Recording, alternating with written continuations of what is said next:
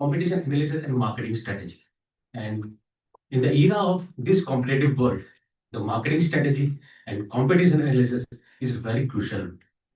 And the speaker who came all the way from Pune is having a vast knowledge, and it will be a insightful session for us. And I would like to welcome Miss Nanita Theraman. And before going ahead, I would like to ask Anita Rao, our chairperson of Dr. Anita Rao, our chairperson of Entrepreneurship Forum, to give opening remark. Ma'am, please.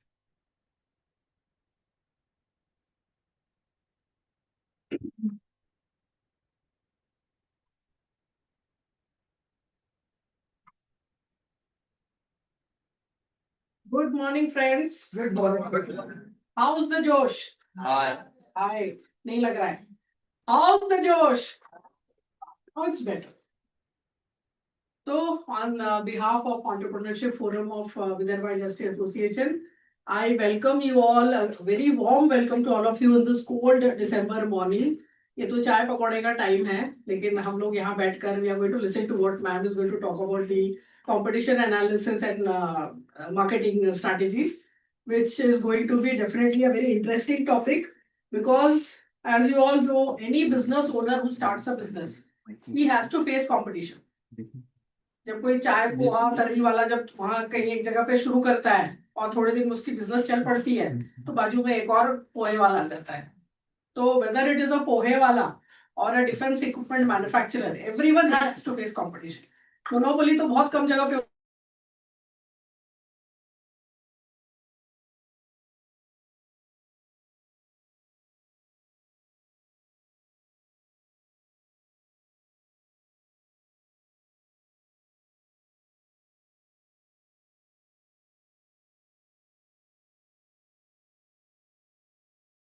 होता है.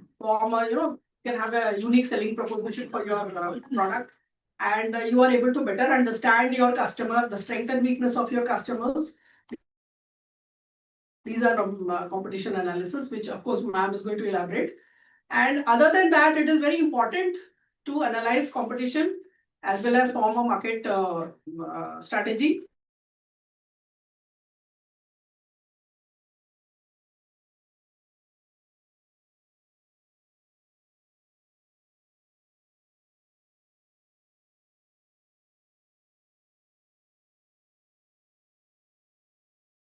That is because you can have a very informed decision-making process.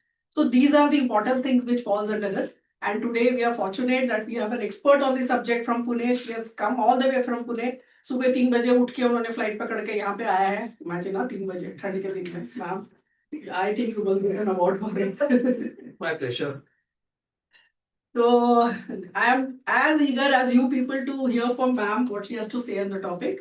So it's over to Deepak for further proceedings. Thank you, friends.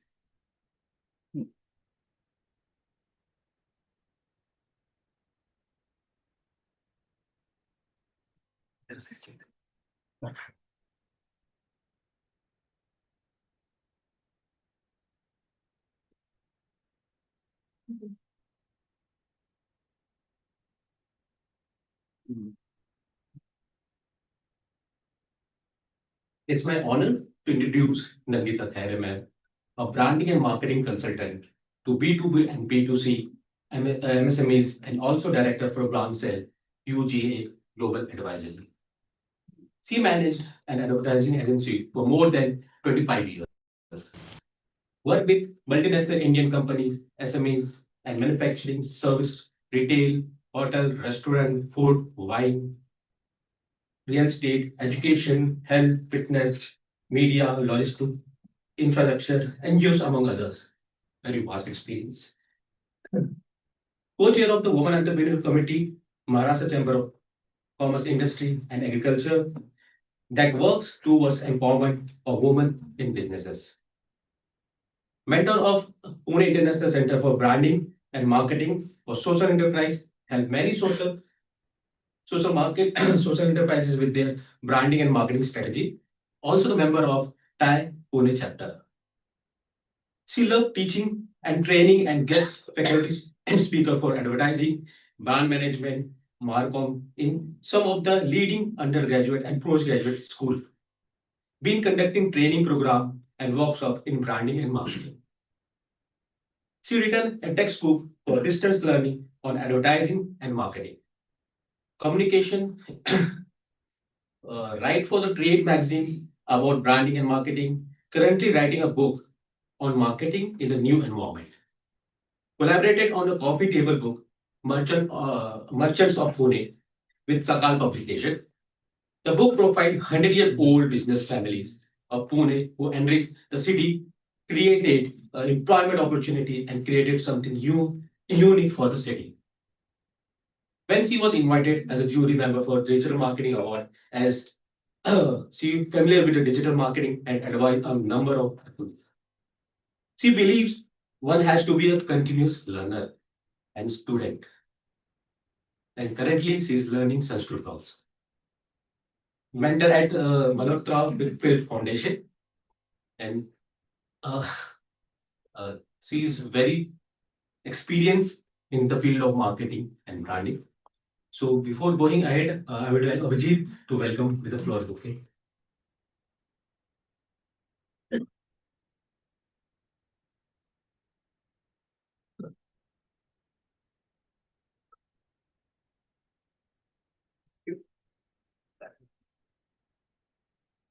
So now I would like ज़्यादा wait ना कराते हुए Nandita ma'am please over to you.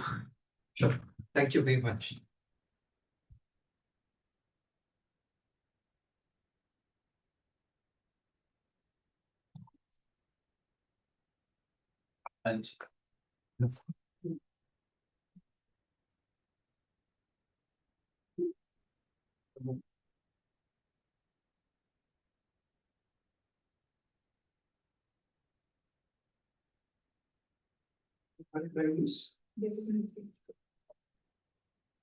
Good morning, good afternoon, whatever is suitable. Young friends, entrepreneurs, I'm very delighted and thank Anita and this esteemed panel here who have invited me to talk about and speak about marketing in this new environment. And when I say new environment, it means you all know which environment we're talking about. And I hope you all are all students of marketing. All right. So before that, I would also like to thank my sponsors, UJA, which is a global advisory firm based in Pune that advises foreign companies that come into India. And we do a complete hand-holding of companies that want to set up their industries, or let's say if there's any Indian company wanting to do business with a foreign company, we help into identifying partners and foreign partners, joint ventures, and so on. So this was a brief introduction about UGA, and whoever is interested and needs any sort of guidance into making, let's say, a joint venture with foreign companies, most welcome to do so. This is our team. We have very strong desks, which are, a Japanese desk. Then we have an international Italian desk, and actually expats who are working with us. So this is a short introduction about UJ. I wouldn't get into very many details right now and get straight and jump into the topic. So we've got a good network all over the world. We've got offices in Italy, Japan, France, and of course the head office is in Pune. All right. All right, so now let's get into it. And I'm going to make it interactive, to ask you all questions. I hope I'm going to get answers. You're like a good teacher, no, or a good speaker. So like that, I like good audiences, particularly all of you who are so young and ready to start making a mark in your careers. Tell me which will you, and I don't exclude the rest of you all who are sitting here. Very much, this is a very entrepreneur-oriented presentation, but they have also a lot to learn from it. So now you have two shirts. One is Color Plus and one is Craze. Okay. Both are made in the same factory, somewhere in Coimbatore or maybe in Tamil Nadu somewhere. One costs 4,500 rupees and the other one costs 1,500 rupees. Which one will you all choose to give your dad?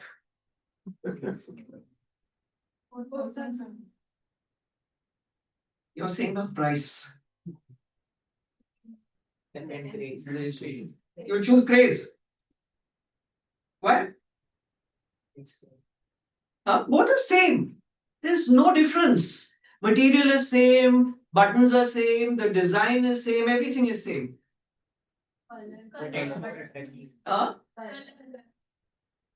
Colors also. I mean, okay, let's say I had to put the same color. What about y'all? Deepak, which way do you choose? Grey. That is Craze, Yes. which is 1,500, not the 4,500 one. It's look good. It will suit my father as well. Okay. You know what's the answer I get most of the time? Color Plus. Why? It's brand recall. That's the brand. Exactly. It's called a brand. You all have been to one of these malls, let's say, or rather stores. Is there a Marks and Spencer's here in? Yeah, Yeah, yes. So have you been to Marks and Spencer's? Have you seen on the label where the clothes are made? Vietnam. Yes. It's, but we are going to Marks and Spencer's. We proudly say that we want Marks and Spencer's. So our competitor is not really another brand.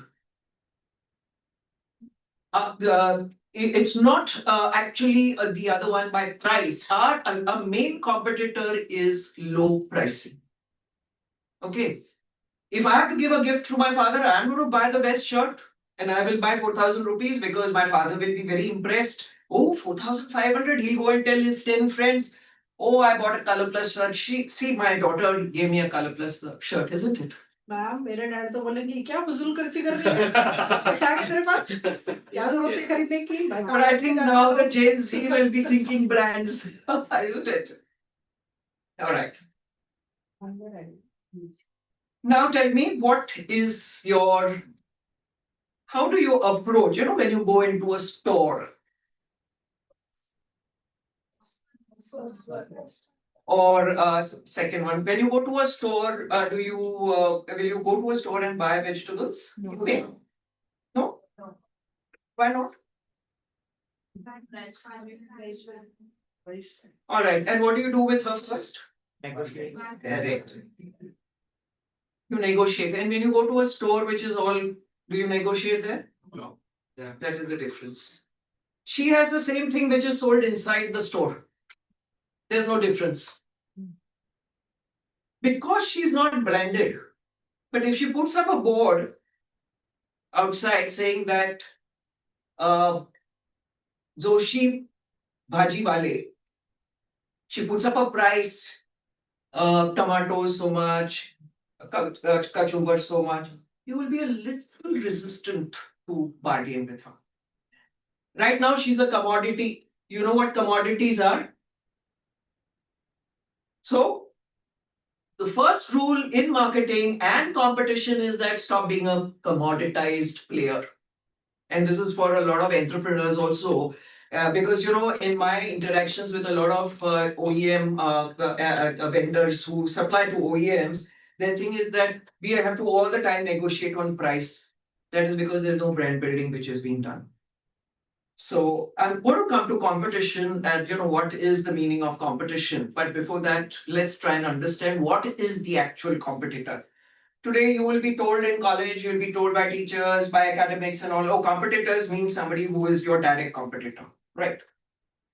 But when you look deeply in today's market, in today's buying behavior, whether it is you're buying nails, whether you're buying cement, whether you're buying tomatoes, or whether you're buying ice cream, it is going to be the brand which is going to, which are the strong brands in which Nagpur is proud of? Haldiram is global. You say Haldiram, you don't say he's a snack wala, do you? That's the difference. Now look at this. Today, Come and sit here. Please come here. you will go and buy nails. Which one are you going to prefer to buy? Are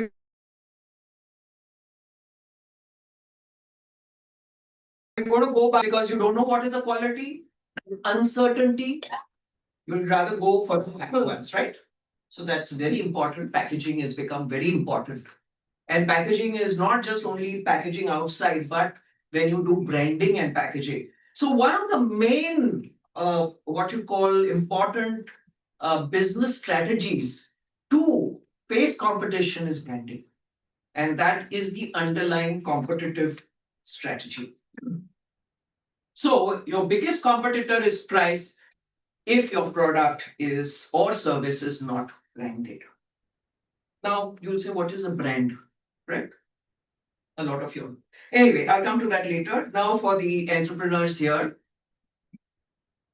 Do you know there was Tata Steel was one of the first companies to get into branding of a commodity which is steel, and they made a success out of it. Now, if you do you go and if you have to go and buy steel, who have so many kinds of steels there you will buy. Tata started branding their steel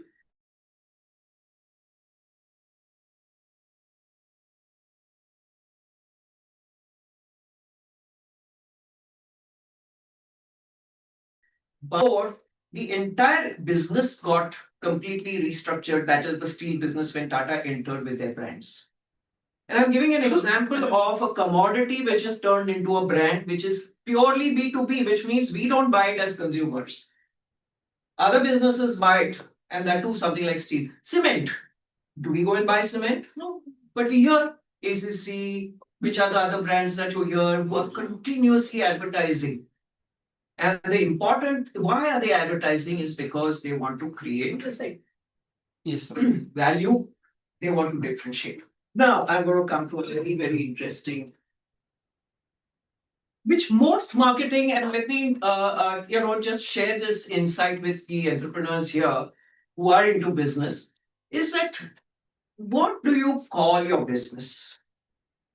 I spoke to Deepak today morning. He said that he is in the business of ice creams, right? He is in the business of SaaS, digital SaaS. Can I say? Yeah. Okay. So you call your business by a certain name. In marketing, it is called a reference. It is called the competitive frame of reference.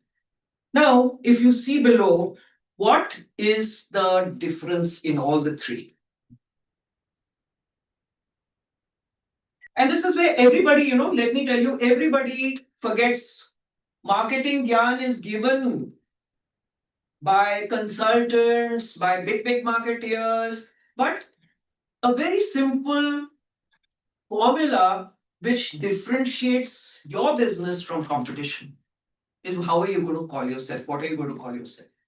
And that is what I'd like to share with you all today. Very important. Of course, we'll come to branding for the young. So now listen, if you see this slide, not listen, see this slide, it's tea. Your basic core product is tea, right? So I can decide as an entrepreneur whether I want to call it Amrutulya. So what will be my ambience like? Now this is a decision which the entrepreneur has to make. What does he want to call his business? He's going to say, he says, I want to have tea and I'm going to sell tea. But okay, you want to have a cafe? Are you going to have a tea house? Calling it tea house? Are you going to call it a tea bar? Or are you going to call it an Amrutulya? And now see the difference in all the three. Amrutulya is very basic, the rusty, what you call very earthy, son of the soil kind of a thing. Tea house becomes a little more, so the tea house comes probably with elegant crockery and tea, and it'll be Earl Grey or something like that, which will be served. And a tea bar, which it will be about an experience. So this is how you differentiate from competition. So the first thing is that you describe what your business is. Look at it. I would say you first look at your business and what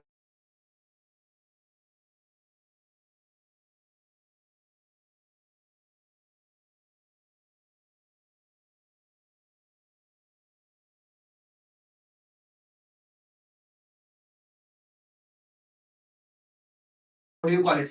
To be beat. I'm giving an example of a company that is a machine tool manufacturer. You're all familiar with machine tool manufacturing? So it's a B2B company. Are you going to say that I'm a machine tool manufacturer? What is the response of the person? Oh, he's a manufacturer. But when you reframe that to say precision manufacturing technology, what happens in perception? Tell me. Reputation goes up. Doesn't it? That is what is the core of marketing. We are very, we say we are, because all entrepreneurs cannot be marketeers. And therefore, we will need to create a perception. So this is a very important aspect of how we are framing our business. And this is the first thing I start with, companies that I mentor is what are you calling your business? Oh, we are CAs. Is there any more creative way of putting across CA means like that? And this was my actual experience when I was, working. I'm still, I still work with that company, with UJ. When I used to go at public forums, when I used to give my card and they used to say CA, oh, CA. But the moment we shifted to being a global advisory, it's like then we are put amongst all the big fours, which is called the Deloitte, EY, and all these. Immediately the perception shift happens. So a very, very important part of marketing is this frame of reference, is what you. So please, Deepak, I would suggest that you look at, how you are Like putting yourself across. I'm just giving an example because I was talking to him in the morning. All right. Now look at this product here. I'm giving you examples of how perceptions change, and that is what matters importantly. And today, a lot of buying is happening online. So we are reading, and that too, if we are buying it online, we are reading everything in detail, and particularly when you're looking at Amazon. I picked up these pictures from Amazon itself. Now, if you see the difference, product is same. It is about closing or managing doors. One says door closer, but one says it is a door control. Which sounds better? door control. There you go. Just that one word has made a difference. So this is what is called as the competitive frame of reference. So if you are in industrial chemicals, you shift it to say that you are into performance material. Or so immediately there is a change in reference. And this becomes very, very important for marketeers is to bring about this change in the reference to what you're saying. Otherwise, you will be seen as a very, very small player, and we are humble. Indians are very humble by nature, we don't like to flaunt and so on and so forth. So we describe ourselves. But you find that Americans will never do that. Today, Americans are the best marketeers in the world. And if you go to see all their leading brands are, if today global brands are all American brands. Can you give me names of some? Starbucks. Starbucks, Google, Meta, all American. It's very rarely you will find European brands. We know there are European is more into fashion, but Americans know how to sell snow to a snowman. That's what they say. And they are very, very successful. And branding and marketing started with the Americans, if you go into and understand the history. So what I'm showing you are examples of this change. Now, this is B2B. So let's say if you are into industrial chemicals, I worked with an industrial chemical supplier, and she was a lady who was running that business, and she told me, she says, I have a problem. First and foremost, when I go, they say, oh, industrial chemicals. Immediately, acha kya क्या price दोगे? So that's the first thing I told her. I said, see, if once the conversation starts on pricing, that means you have lost the battle. So you first have to create perception. You have to become a brand. What is Castrol? It's oil. But see the amount of money they invest in branding and marketing. So industrial chemicals, I told her, I said, you create, have your drums, paint them a certain color, put a label on it, do up your website. Those are all things that you need to do, marketing things that you need to do. So she did that. And suddenly there was a shift into. So she no longer called herself industrial chemicals. She brought in research and science. She said that I do what is known as, discoveries and specialty chemicals for a certain industry, of course. So she found a difference. So this is the change every marketer or every entrepreneur should know is. Now, of course, it's not the job of the entrepreneur. So you have to rely on some or a marketing person to bring about. But my job is to bring awareness to all of you all. And otherwise, you will never even find this topic of the competitive frame of reference. It will be a little by note in textbooks. And I don't know what textbooks you are using, Kotlers for marketing or whatever, or Acres for branding. They will never talk about it. In any case, today, I do believe that we have now to start our Indian marketing, Indian branding, no longer looking at the Western countries. Gone are those days. Because when we get caught, we are a diversified country. There's no country in the world which has so much of diversity. And it's not one market. We have got so many, many different markets, and therefore we need a completely different strategy for each statewise. So the job of marketing becomes even more interesting and challenging. All right. So giving another example of, let's say, a company like who are into industrial automation or a SaaS for manufacturing or a precision component manufacturer. Remove the word manufacturer, bring in a new. And let me tell you, you don't have to rack your brains. Put in a prompt which is proper into GPT or any of the Gemini and all. Your prompt has to be proper. I mean, you have to learn how to make that prompt. It'll immediately give you the answers. And out of that, my experience always been that you have Claude, which is good. GPT, yes, and that too now the 3.0 version.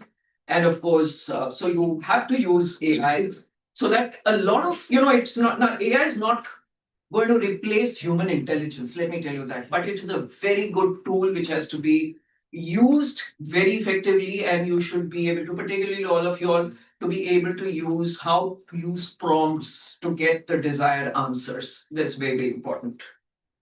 All right. Now, coming to B2C, you have a quick service restaurant, what they call QSR. So instead of that, you say that it's a casual dining experience. Immediately, you're shifted to a product, from a product to an experience.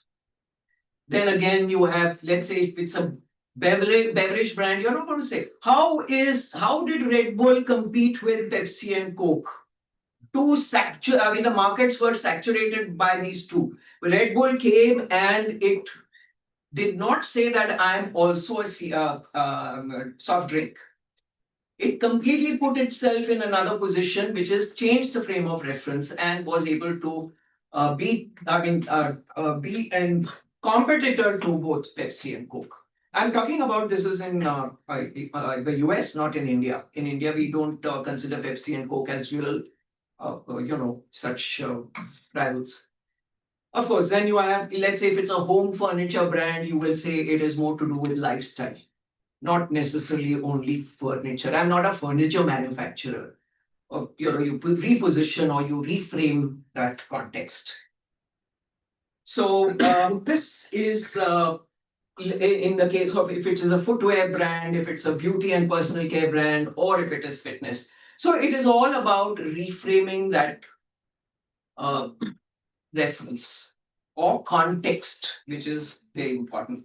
So my advice is always look at that, and the formula is very, very simple. So now let's say, for example, what is weak? We are a chocolate brand. Rather than that, we say we compete in, let's say, premium gifting and indulgence. So immediately you have shifted. So this is one of the main, what you call a strategy for being successful. And then you have no competition. Another guy can't come and say, oh, I'm doing the same thing, because then he's going to be a me too. And that's exactly what happened with brands like who try to compete with each other. They were never able to, really be effective. I remember, Unilever used to have this brand called Fair and Lovely, which has now changed to something which is correct. So there was another brand which came in by Godrej, tried to compete with Fair and Lovely, could never compete because it's always a me too. So they tried this way, that way, this way, never worked. So what happens is that when you reframe, there's no competition at all. So that is how competition is handled. So the formula for any entrepreneur is to say, okay, we compete in the whatever category. So let's say, okay, we are in the chocolate category, and instead of chocolate, we say, okay, we are into premium gifting or whatever it is. Now, that is important, how you decide and what you decide. That requires brainstorming. So, I've shown you examples and so on and so forth. So, given examples below, you don't say soap, you say skin therapy. You don't say shoes, you say footwear mobility, or, you say foot health innovation or whatever it is. So, you've made a distinct differentiation, which is important today in marketing. You're completely different. And today, with so many D2C, you people are all familiar with D2C, brands that you're buying only online, which do not have any offline, what you call presence. So these online brands are called D2C, and when D2C compete, there's so many of them, you will see that they differ by describing themselves differently. So it's not drinking just coffee, you say it is a morning ritual. And or it's not about clothes, it's about my identity, particularly if it is to do with Gen Z. So anyway, so these were examples that I wanted to give about how in marketing, how do you face your competitors and shift away, and you don't have any competition. And there is a very interesting book which was written by two, I forget they were Harvard they studied in Harvard, they taught in Harvard, called the Blue Ocean Strategy. Have you heard of it? So the blue ocean and the red ocean is that a red ocean is very cluttered with many, many players. Now, if you want to break out of that red ocean, you create a blue ocean. So this is like creating a blue ocean. How did Apple do it? Do you know the story of Apple? Yes. And when I say Apple, it's the company I didn't mention. Where Apple came up first with the desktop, which was called as Macintosh. The first player in the world then came in, there were computers, but there were no desktops in those days. So they completely, and then what Steve Jobs did was that he rewrote the frame of references everywhere, and that is why he was very successful. He didn't follow the standard rules of, going by what is given in textbooks and so on and so forth. Then again, the formula for B2B is that what is the value that you're providing? How can you reframe that value? Anyway, so now I'm not going to spend much time into the formats and so on and so forth, because this is a little deep dive. I'll move to the other. How many of you are familiar with Porter's 5 forces? Amongst all of you students, you familiar? What can you say about it? There's a competitive rivalry in the market, and there are 4 different arms. That is the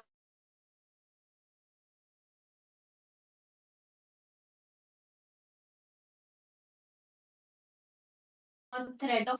Don't treat this as, oh, it is one model. No, you actually apply it. Marketeers, marketing heads should actually sit and say, okay, and you take the airline industry today. today Air India competes with Indigo. Indigo, that is competitive rivalry high. Threat of new entry means new player coming in. What is the threat? Low. Why? It's very difficult to set up an airline. You understand? Then you have supplier power. How? Supplier power is very high. Who are the suppliers to the airline industry? Boeing, Airbus. Correct. So there are only three: Boeing, Airbus, and Embraer. And maybe there might be one or two smaller ones. And you can't go and say, okay, now give me two airline aircrafts. He'll say, wait for 5 years. So that is an supplier power, isn't it? Because you're not so. Then, of course, you look at threat of substitutes. Okay, hi.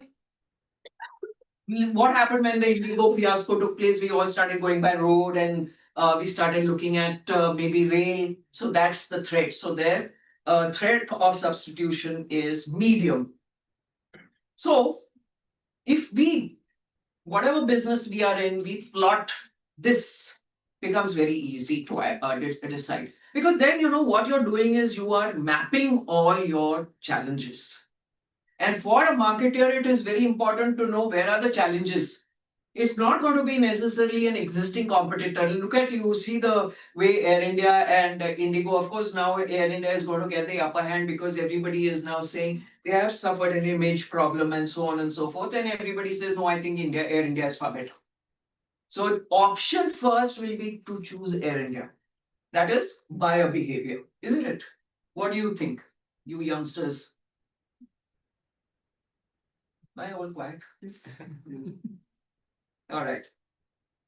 So you have what is called as the benefits of the porters. It's good that there are these models because it helps us easier to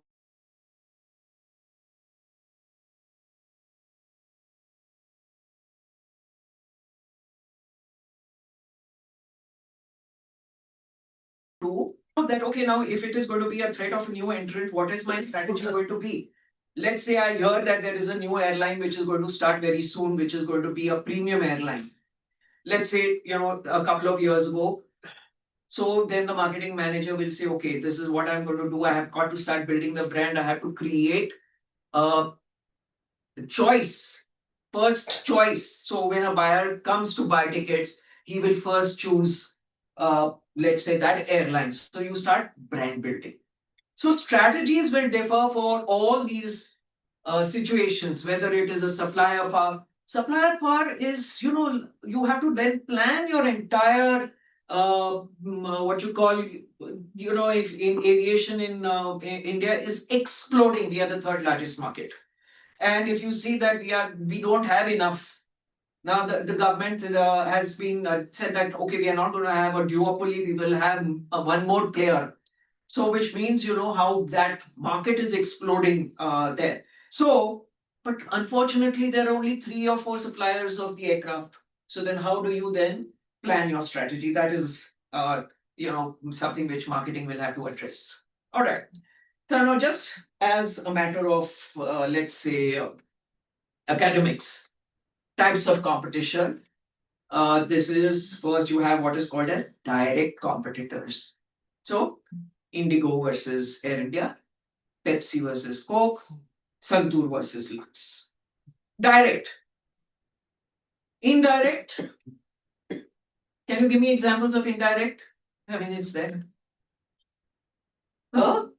Other than that, come on, youngsters were learning. For you, it's very, very important. Be sharp. Huh? Nobody? Think of something.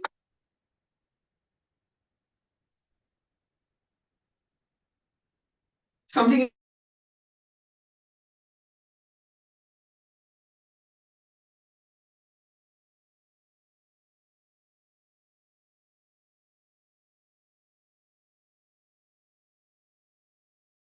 with footwear to do.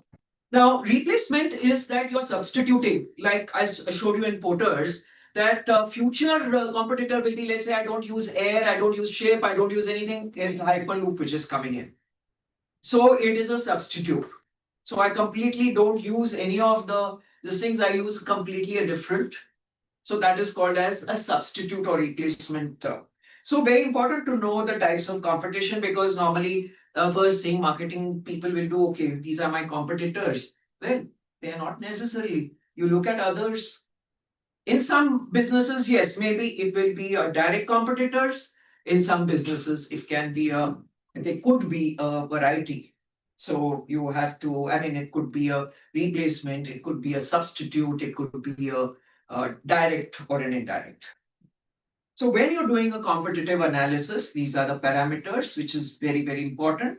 And this, let me tell you, is not something which is for textbooks and all.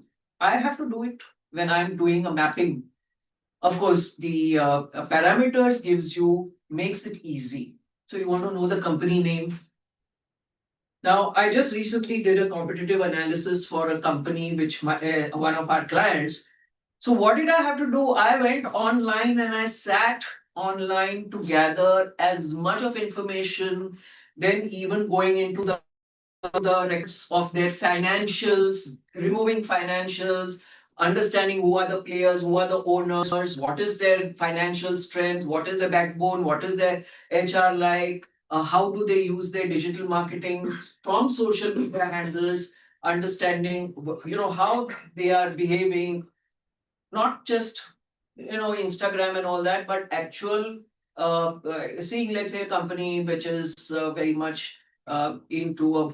And my observation was that a lot of multinational companies which have substitutes had a very good social media presence. They were very, very active on LinkedIn, but our Indian companies did not believe. And they're not into a consumer. Consumer is, where we are, but they were into what is called as project management. So the moment project management came, they feel that, oh, yeah, social media and all that is, unnecessary. We don't need any brand building. That's a wrong mindset. Anyway, so coming back to it, this is all gives you this understanding of what are your competitor features, what are their performance, and accordingly to start figuring out your strategy. Now, particularly for you youngsters, this is a very, very important model, which is called laddering.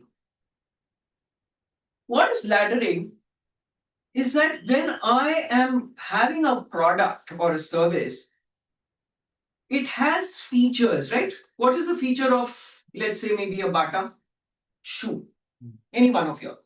What is a feature? Quality. What is a feature? Mostly leather. So, features are attributes, means you would say it is made out of leather. It is made out of, it has got what you call laces. It is brown in color. It has a good shape. These are all features. Now that is where you make a mistake.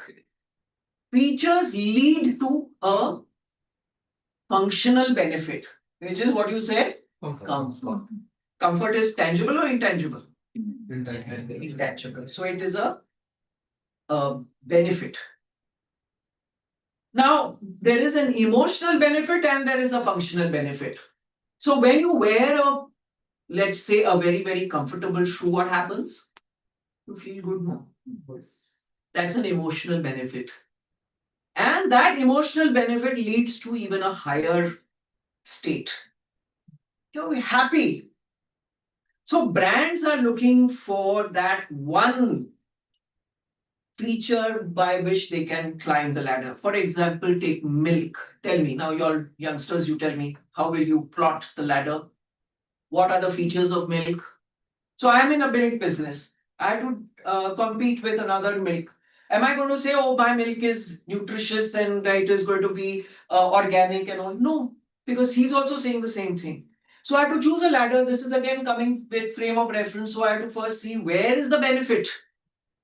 What is the benefit? Functional benefit, emotional benefit. So if I have to give you an example of milk, milk has calcium. Calcium is a feature. calcium leads to a functional benefit, which is strong bones.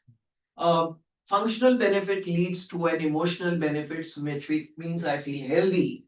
And that combination leads to the next step, which is I'm happy with my life. So there are these what are known as, this is called laddering. It's called the benefit laddering, which is used for mapping competition, what the other competitor is doing and what your business is also doing. So this is now to give you an example here. If you see that, let's say this is to do with a phone. So what are the features of the phone? There is voice and video call, time alarm, etc. And how these features are leading up the ladder to ultimately create a certain value. And this is very, very important for marketeers to understand as to how are they going to challenge their competition. Now, somebody who is, obviously he can't say, okay, I'm into all. No, then you are jack of all and master of none. So you pick out one. So if I have to give you an example, Jet Airways, when it was there, it always was about landing in time. Am I right? So it was not. Whereas there used to be another brand called Kingfisher. Kingfisher never said, oh, landing in time and efficient and corporate. Kingfisher said, fly the good times. It was all about good times. Even their byline today, I mean, their tagline today says the good times, no? For the beers and so on and so forth.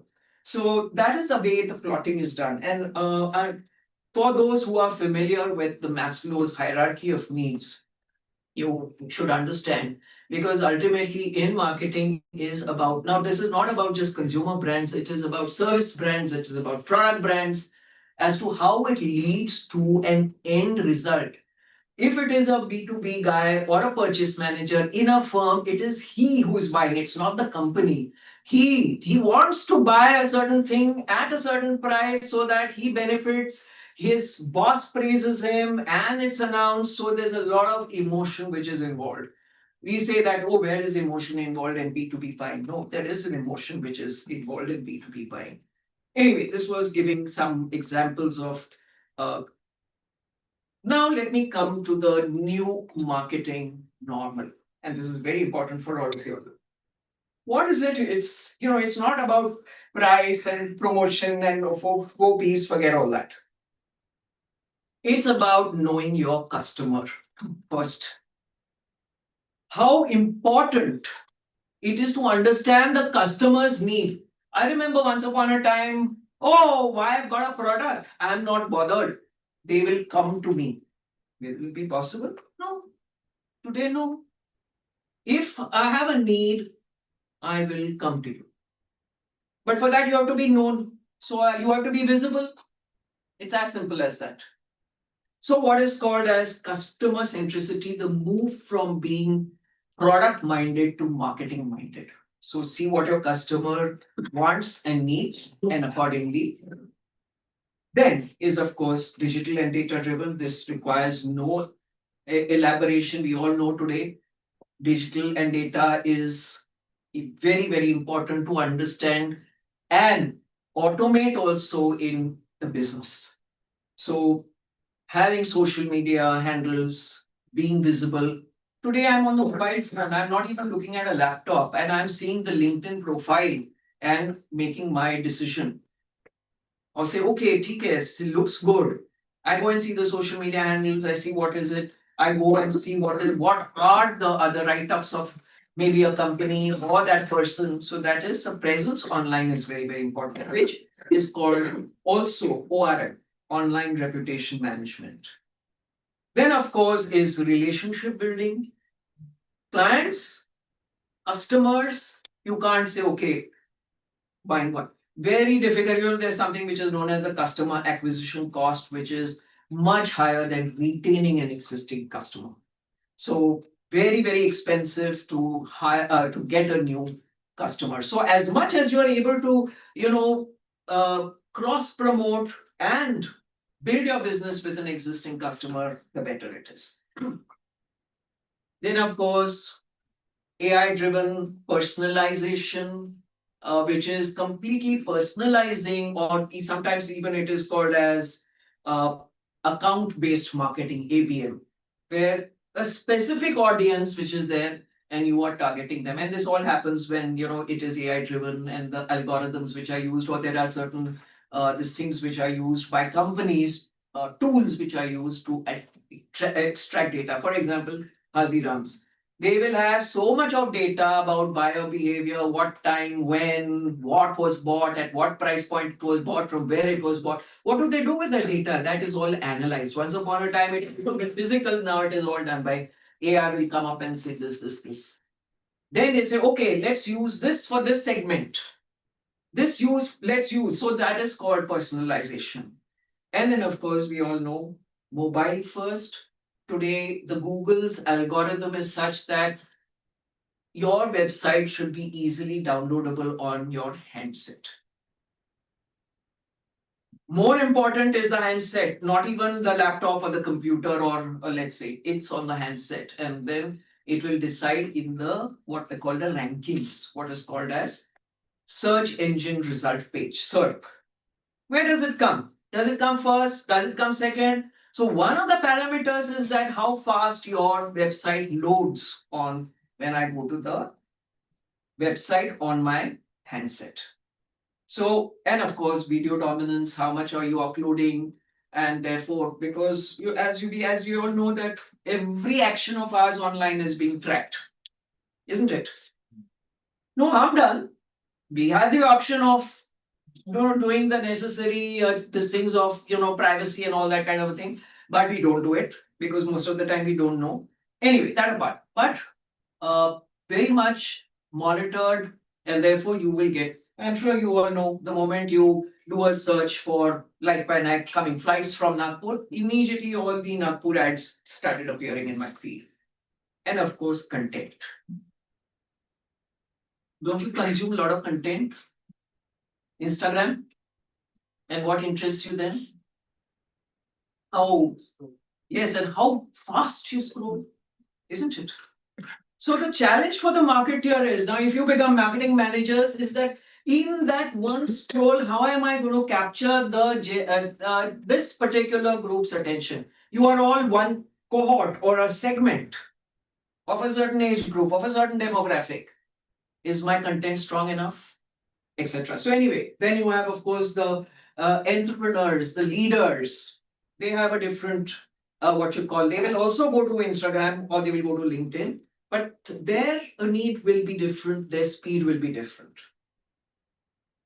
Then what I told you about account-based marketing, WhatsApp integration, very important for all businesses, whether B2B or B2C. What's happened? Yeah. Very important. And WhatsApp integration means, you know what is WhatsApp integration? It's an API which is used where all businesses you will see have a WhatsApp.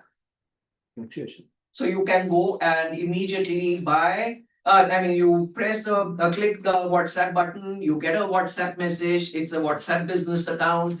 Then everything gets automated. You get messages, this, that, and the other. So that is very important for medium-sized businesses, big businesses, as well as micro MSMEs. And of course, very important for SMEs, B2B is LinkedIn marketing. And I'm sure all of you all will be soon having your profiles on LinkedIn. Make sure you have a good photograph. Whatever you write there is important because Google picks it up. Descriptions. I am going to be basing my perception of you based on what you have written there. So it's in many ways like the frame of reference I told you about. So you have to be familiar. And today what happens is that in AI, when particularly, I'm sure HR is using a lot of AI into, when they're looking at what you call profiles and when you make applications and so on and so forth. So LinkedIn profile becomes very, very important. Sales and marketing alignment, both have to work simultaneously together. Sales can't be different, marketing cannot be different. Both they dovetail, means what? They fit into each other and they work. Then, of course, you have, data analytics, which I have already talked to you about. And of course, SEO. How many of you know SEO? Okay. None of you all? It's called search engine optimization. That is how effective you will be, that your website comes when I put in certain keywords. So let's say I talk about best oranges in Nagpur. Immediately there will be certain sites which will come up which are selling oranges. Maybe. Or if I say best snacks, Haldirams have bought those keywords called best snacks Nagpur. So their website will appear first. That is called search engine optimization. And today, search engine optimization has moved into an area which is known as generative engine optimization, which means if you put it in chat GPT and so on and so forth, or perplexity, you immediately get the references. So is your site there? So that is the next step, which is everybody will be working on in digital marketing, which is generative GEO. So you have SEO, then you have GEO. So high performance websites. So here it's the person, whoever is doing the website, has to be, their skill sets are different. So they will have to be familiar with words, keywords, rankings, and that whole technology. It's very easy if you go onto Google and go into their how to have a good website. Google itself will give you the answer. And since Google has got the highest share of search engines in the world, that's the best place to be, more than Bing. Though you will say, okay, I'd like to be on Bing as well as Google, as well as Firefox. Of course, China doesn't have any of those. So this was all about the marketing strategies today. This is something which is called as the Ansoff matrix, and this is for all the youngsters. What kind of a strategy should be overarching strategy? So this is very interesting. It says that if let's say you're introducing a new product into the market, what will be the strategy? So first, this thing is that market penetration. A good example is Geo. So what did Geo do? It was called a market penetration strategy because it said that I'm going to price everybody cheaper. And what is the next Geo is coming up with? I'm sorry, Reliance coming up with? They're coming up with diagnostic, where they're going to again slash prices. That's called market penetration in a very crowded market. So it's called existing market, existing players. You use a pricing strategy which is cut pricing. So you penetrate the market. Then there is something which is called as new market, new products. It's a new market, which means I'm going to now look away. I'm going to go to a new area. Let's say a new company. The company comes to India. Let's say it is Italian company called Bauli that comes in with donuts, or it comes up with those crescent shape. New product, new market. So they have to tailor the strategy to suit that new market. Then you have, of course, a diversification strategy, which is completely different. You start with a new product completely. You don't go with a existing product like Amul does. Completely new product. First it was ice creams, then it is something a little related maybe. Or you see Reliance, Geo, then power, then you have petroleum, and so on. So that's called a diversification strategy. And you have a product development strategy, which is you come up with a new product. Completely different. And this what happens is, and not different, it's a variant. Let's say, for example, if there is Santoor, you'll say, I'm going to come up with a different variant of Santoor, which is going to be, let's say, Santoor with aloe or sandal plus maybe hyaluronic. What is the new thing now? Hyaluronic acid or something like that. See, these are all ingredients which are taken up and which are then distinct as USPs. So to give you an idea, examples in India, first is IKEA. You've seen IKEA's rates. Now they're coming to Pune. You will not believe the kind of rates. It's a market penetration strategy. Then Netflix, when it came into India, it had to bring in all Indian films in regional languages. Otherwise, it wouldn't have worked. And now, of course, the whole deal with paramount, no? That WB. yes, and so on and so forth. Product development, like Colgate does. How many listings of Colgate have you? Tell me, in your family, how many toothpastes are there? Charcoal. All of you all use only charcoal, or you have different. Your mama has different, isn't it? This is a marketing strategy. I remember when I was a kid, there used to be only one toothpaste for the whole family, right? Tooth Colgate became clever. He said, "What nonsense! We are going to have now separate, one for senior citizens, one for kids, one for even among senior citizens for strong gums, Ayurvedic, this, that, and the other." So finally, what happened? We started buying instead of one, we started buying three, right? That's how you increase. So that is where product development or variation happens, or you increase. And these are all not textbook. It actually apply these strategies to get results. Then, of course, diversification is when you move out completely into a new segment, a new business altogether. So these are the four ones. I'd like to share with you a very interesting. How much time do I have? Almost over, but maybe you can extend by 10 minutes.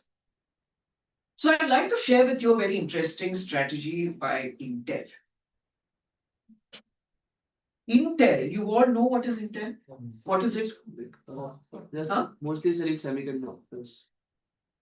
Intel is a processor. Processor semiconductor mostly. Okay, good. I am not challenging your knowledge. Do you buy chips? Now, very smart. It's an American company. Once upon a time, Intel was competing with AMD. This was way back. And at that time, computer manufacturers like not Dell, that time it was IBM and all, they used to buy these chips and they used to haggle on price. Intel was not known so well. It was there. AMD was there, and most of this thing was on product features and pricing.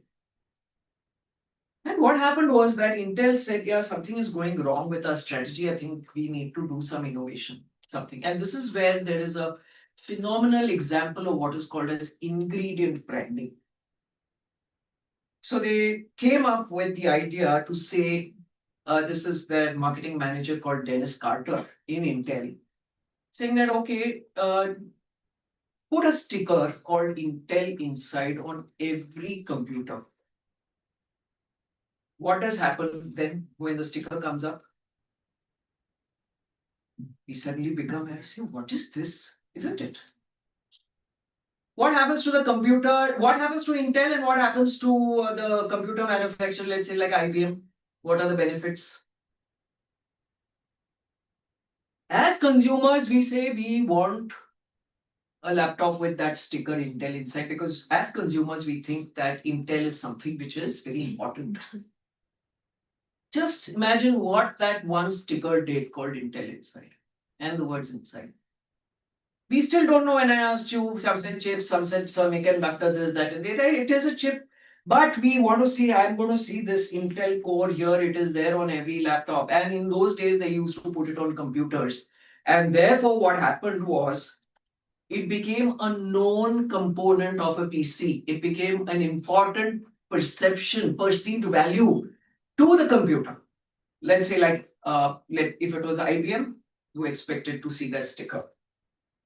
A commodity product turned into something which was very, very important, and Intel built the brand. It was a landmark. It was called the Intel Inside campaign. So if any of you all do a search on Google and say Intel Inside campaign, you will get that complete data and all that. Then every ad which was done with that Intel Inside. So it was a win-win situation for both, for Intel and for Intel. Then their brand valuation really went up phenomenally. So just a little, short listing of, and what I want to do is now I just want to share with you one little insight into branding. Just give me 5-10 minutes. Do you see these figures here? Yeah. One is the world's 25 most valuable brands. And if you see there, it begins with Apple, Samsung, T, etc., etc. And you will find most of the valuable brands are US based. Samsung is Korean, of course. Then there is India, and you will see the world's most valuable brand is Tata. Okay. Now, brand is not about your physical assets. It's not about your land or your factory or your building and all. No. This is the valuation, means the intangible value of your company. It is an intangible value which is realized only at the time if the Tata decides to sell their brand. That time it is going to cost. And Tata has been in that position for the last 5-6 years.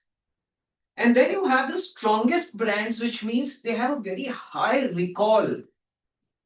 Very, very high recall. So you will find there Amul, there is Taj, there is Asian Paints, and they are investing in a lot of communications, marketing communications. Very strong. So this is the difference. And therefore, every company, whether small, medium, should try to monetize their brand, which means create a monetary value for the brand. And just to give, and let's, this is when I was talking about the various Tata steel brands which are there, for the agri industry, for the let's say for the industry, for pipes, agriculture pipes, and etc., construction and all. So to give an example of the costing of brands, let me just share with you brand name is treated as a capital asset. So which means it is an asset. By the Income Tax Act, it's not a physical asset. Okay, it's the goodwill.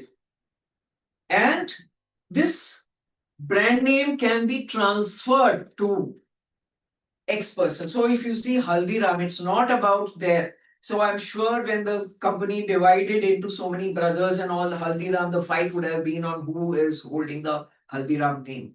Like in Pune, we have Chitares. So there are so many Chitares, but the main brand remains Chitare in our minds, right? That is the goodwill. And that is valued in terms of rupees. And that is what is called as, a monetary value. And every company, entrepreneur must try to build and monetize their brands. And the game today, even with startups and all, is about this valuation. And one of the very important things is about the brand valuation. Brand valuation is nothing but the goodwill, the way they are able to attract subscribers. Let's say if it is an online, just a brand which has got like for example, Minimalist, a cosmetic brand which was bought by Levers for some 1,000 crores. You don't have minimalistic stores where you have them all online, but they bought it for so much. So the owners, or when Flipkart was bought by Walmart, etc. And this becomes very, very important. Is there are then what is, it can be a shape, it can be a name, it is a symbol, it is a slogan, it can be a color, it can be a logotype, which is all trademarked. Right. So this is where I'd like to stop. And thank you for being a very, very nice and attentive audience. And I hope whatever I've shared with you has been of, I would say, use to you. Yes. Yes. So you're going to write something new in your exam papers. Yes. Thank you very much.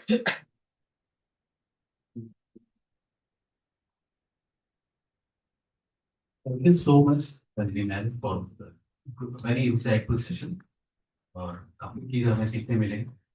Before going ahead, Vijit, I would like to sum it up, and after that we will take question Q&A round. Yes, that is a PPT here. You want me to keep that PPT? It's up to you. I'll mail it to you. Yeah, yeah. Ma'am, you can occupy this place Yeah. and you can answer from here. Yeah.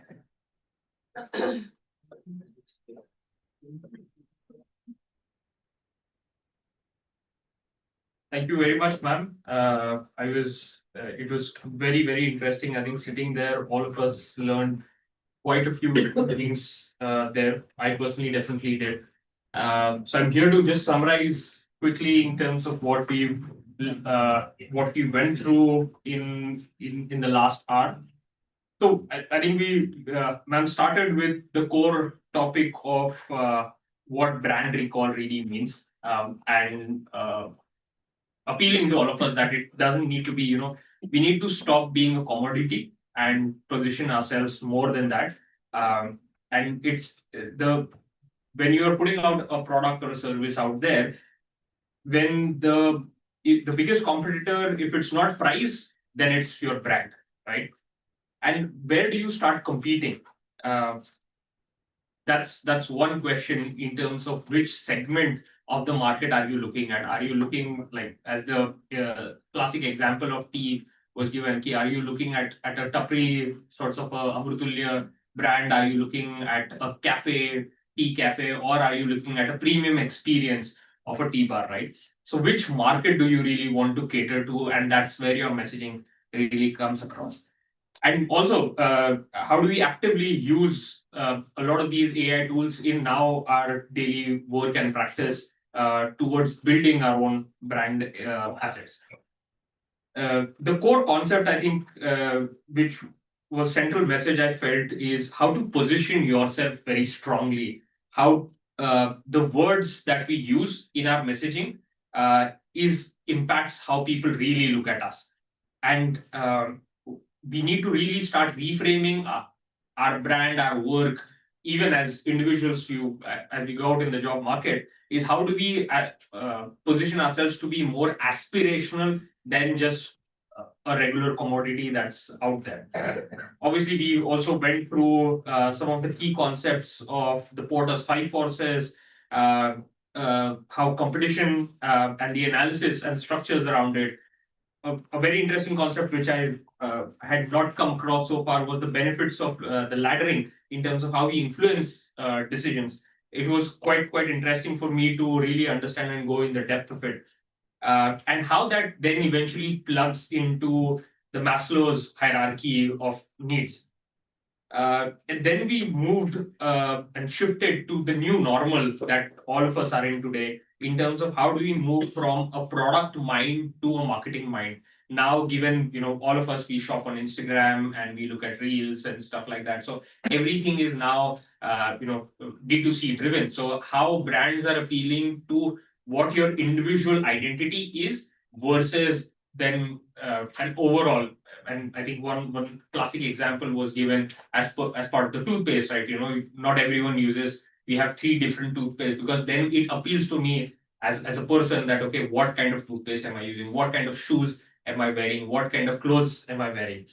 And that brings is how do we look at customer centricity as a core, and use tools like AI-driven personalization, being mobile first, SEO, which is now being taken over by GEO, which is like all of you, I believe. So you first go on ChatGPT nowadays versus going on Google search first, right? So how do brands now position themselves in a ChatGPT environment or in a generative AI environment where these decisions are taken on the fly, and you position yourself to rank better in these chat experiences as well.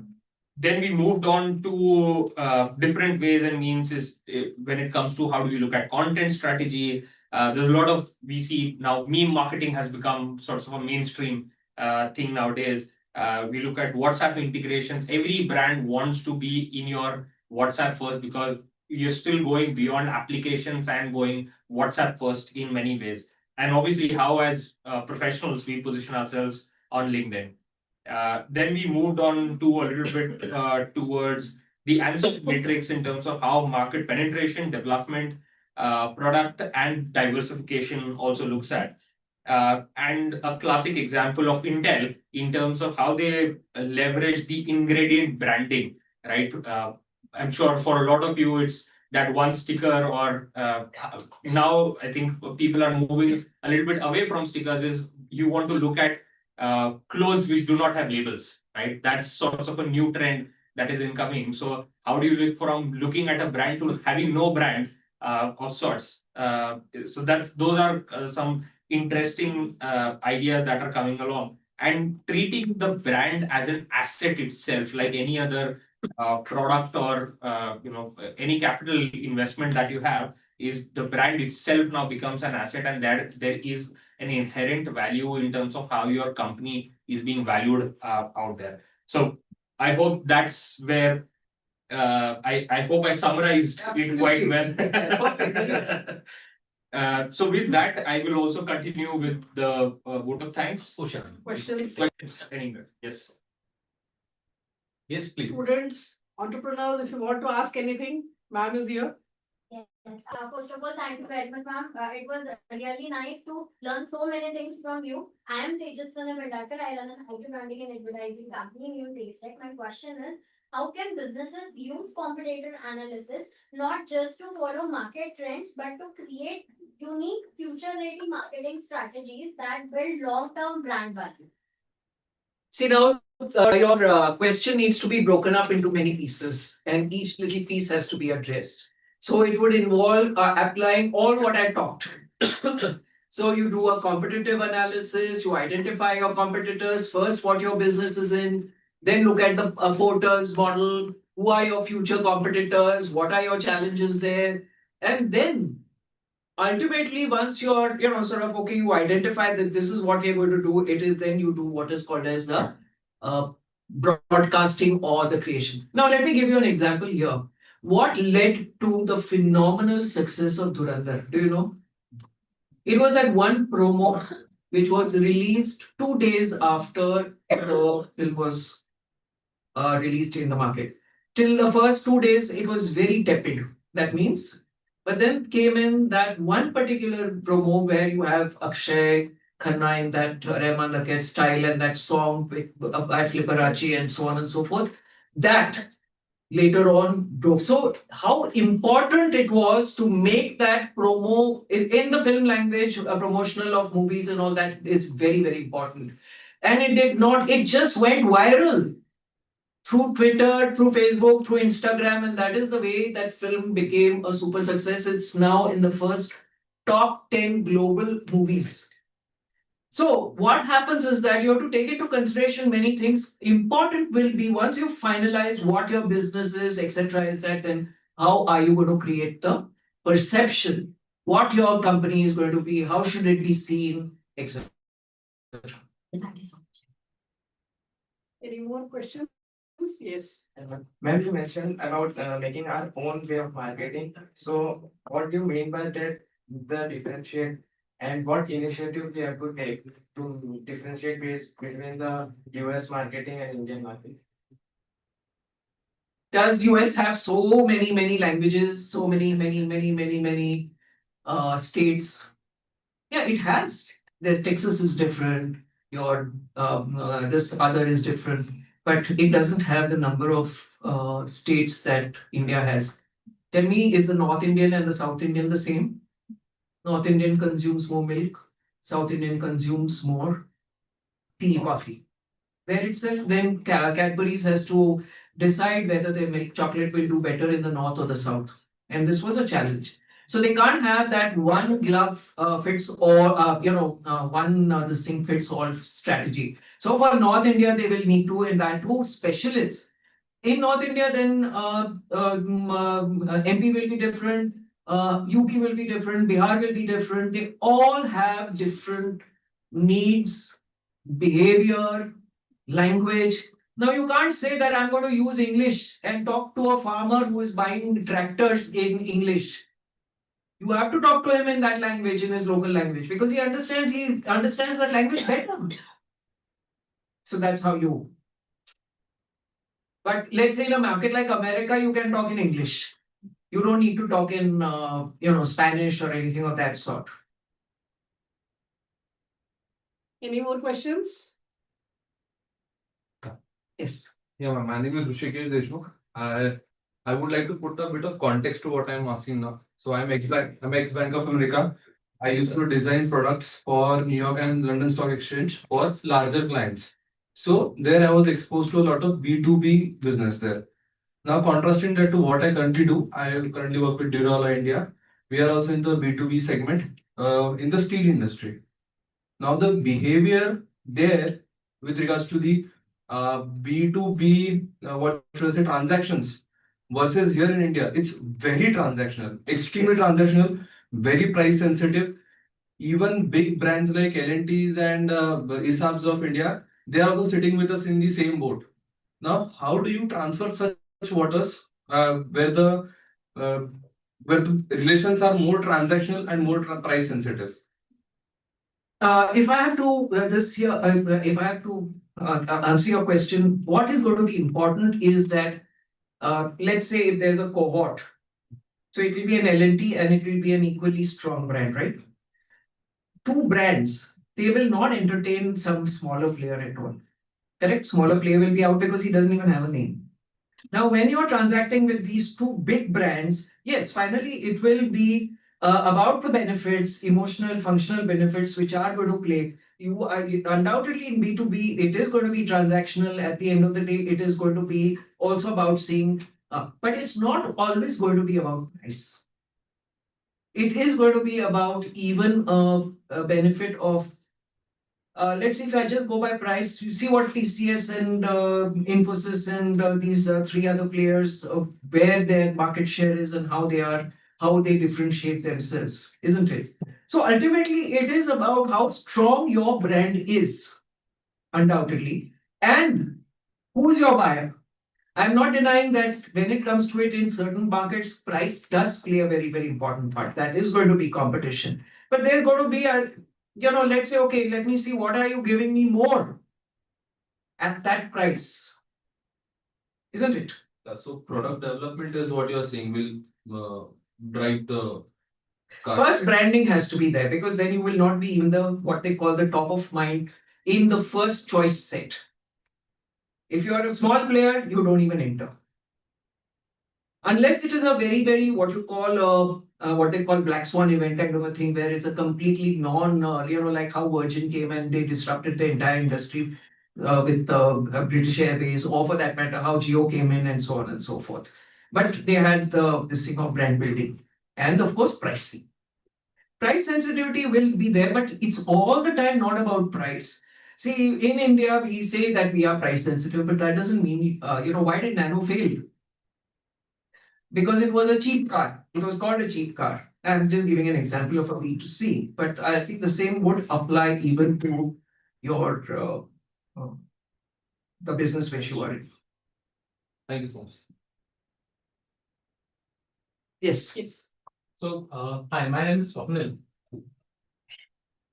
Hi, my name is Swapnil Puranik. I run an independent, boutique consulting firm, called Your Brand. My question is a follow-up to, what Rishikesh just asked. When you are, when you're selling a B2B product or a B2B service, right? I mean, one common mistake that I see that most marketers make or most sellers try to do is, they think as one consumer as one buyer, right? Which is not the case in a B2B environment, right? There's an influencer, there's a decision maker, and a whole sort of people are there. When you talk about brand alignment and when you speak about price sensitivities, so each stakeholder in the decision making process, would have one key metric that they have to be successful on, right? I mean, as a CFO, I want to be seen doing a good decision on price sensitivity and so on and so forth. So my question then is, as a brand, is it how does a marketer kind of fit in a B2B environment? A brand which kind of speaks the same language at the same time addresses all the stakeholders in the decision making hierarchy on a buyer side. Yeah, good question.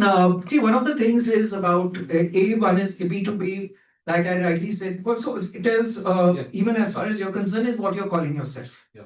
See, the moment you are going to call the same as L&T, then you put yourself into the same boat. But the moment you slightly twist it and place yourself a little differently, your product might be the same. But there again comes in, how you tweak the product a little bit to create a sense of, that this company is offering a little different. And I think that works very well with MSMEs. And like to give you an example of the advisory firm, for example, the one which I work with. When we repositioned ourselves, put the context differently, we found that we had a much better traction. Price-wise also, they were not ready to just start, they first saw the credentials, this, that, and the other, brand name, website, this, that, and the other.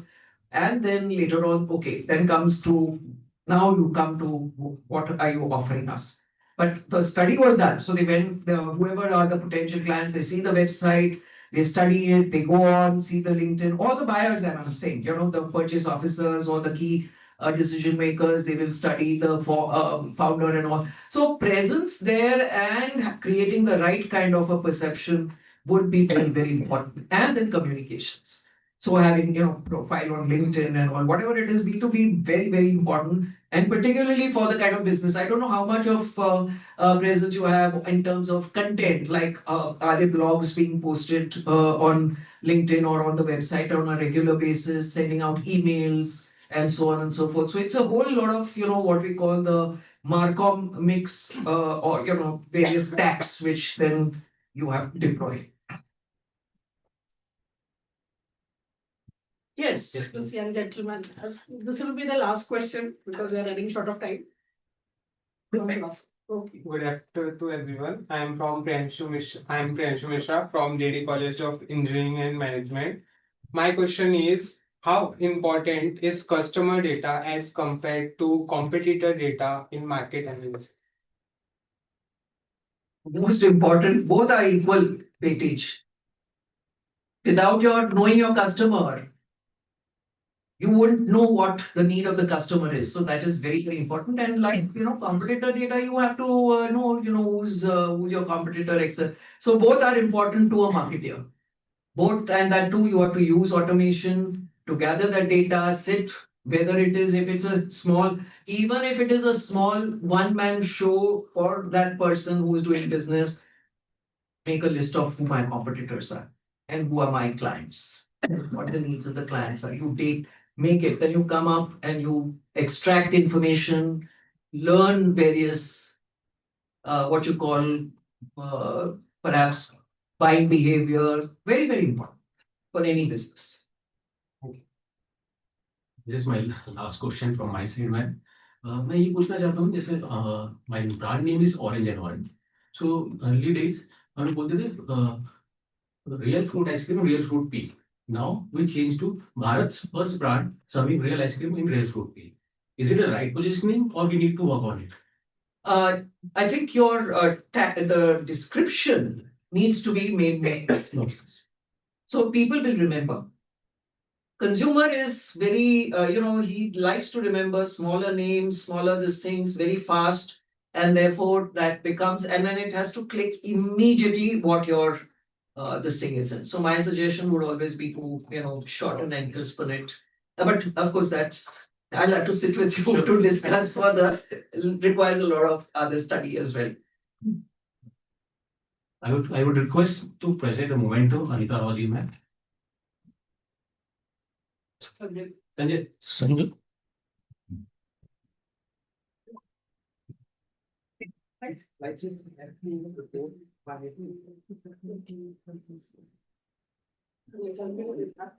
Pleasure to have you here once again.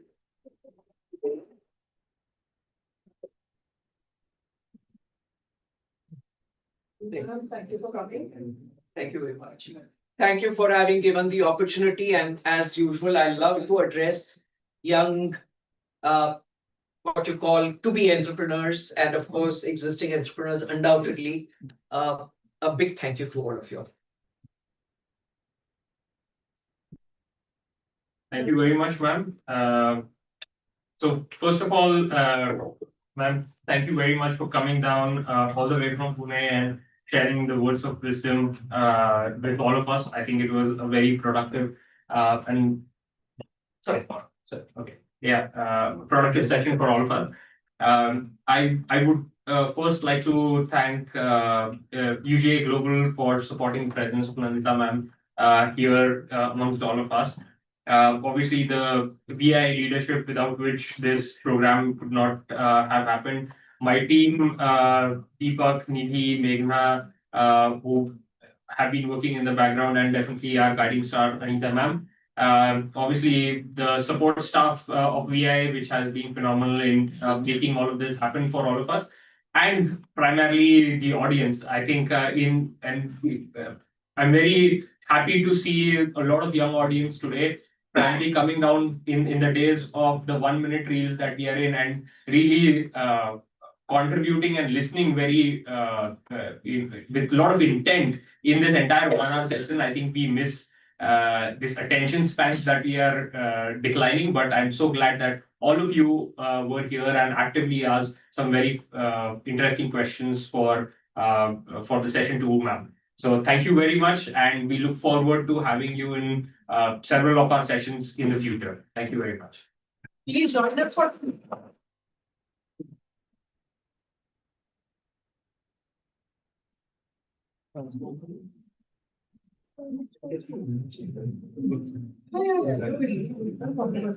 Just one quick cup of tea with us, ma'am. Yes, I think definitely, yes.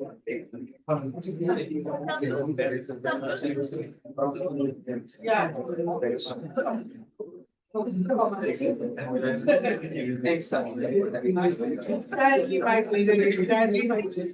I would like to take a snap with you standing here, my team members. Yes. Something very cool, निकालना. Yeah, we go down. Okay, I'll go down. Take a snap.